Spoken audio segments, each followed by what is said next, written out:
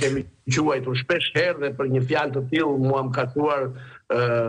edhe për ndjekje penale, për thyerje dhe shpifje, por jam akoma në gjyq me të në fakt në Fier, në gjykatën e shkallës parë, ku kërkon dëblim 5 milion lek të vjetra, se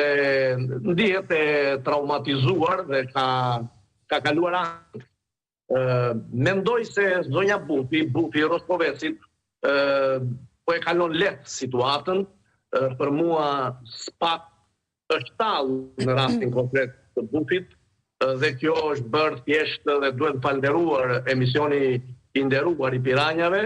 që ka bërë në një rast të vetëm vërtetimin e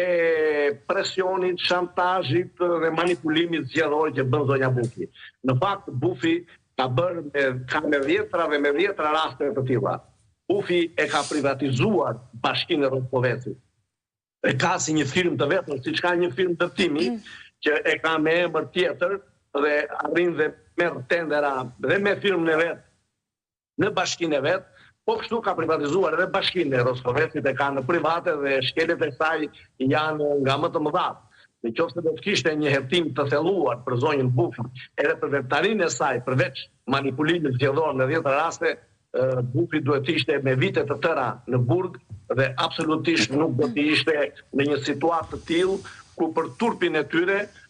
kërkojnë t'ja kthejnë në 2 vjet shërbim prove, që Bufi të vazhdoj të manipuloj në zgjedhjet që do të bëhen në Bashkinë e Roskovecit, se duhet largohet nga detyra, të manipuloj të vjetë, të grabis përsëri Bashkinë e Roskovecit dhe shërbimin e provës të vetë ta bëjtë Bashkia e Roskovecit prapë, ka ishte do të tjerë.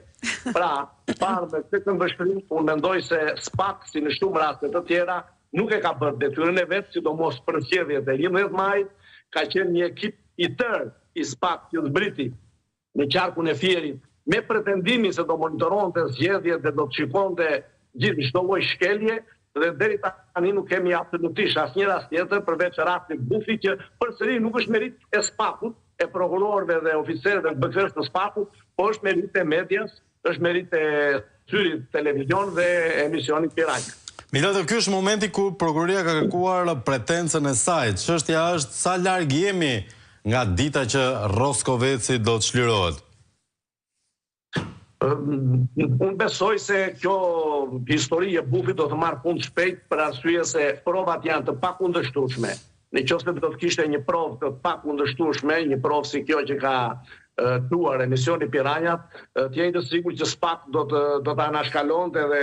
nuk do të gjente dot prova për të paraqitur në gjykat për zonjën Bufi, por provat janë të pakundërshtueshme, argumentat janë të dukshme dhe është e detyruar që të çojë në gjykatë zonjën Bufi.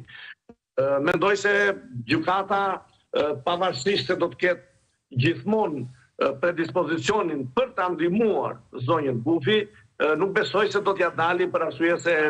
del zbuluar, del lakuriq, nëse do të arrijë deri aty sa ta anashkaloj këtë fakt konkret të manipulimit zgjedhor të një kryetare bashkie. Besoj se do të marrë rrugë shpejt dhe të paktën është një shërbim që i bëhet komunitetit Roskovecit, duke i hequr nga kreu i saj një njeri që vetëm ka vjedhur, ka grabitur, një njeri që absolutisht nuk ka bërë asnjë punë për komunitetin, por është hyrë në një sundimtare e bashkisë së vogël të Roskovecit, duke vjedhur dhe duke grabitur atë.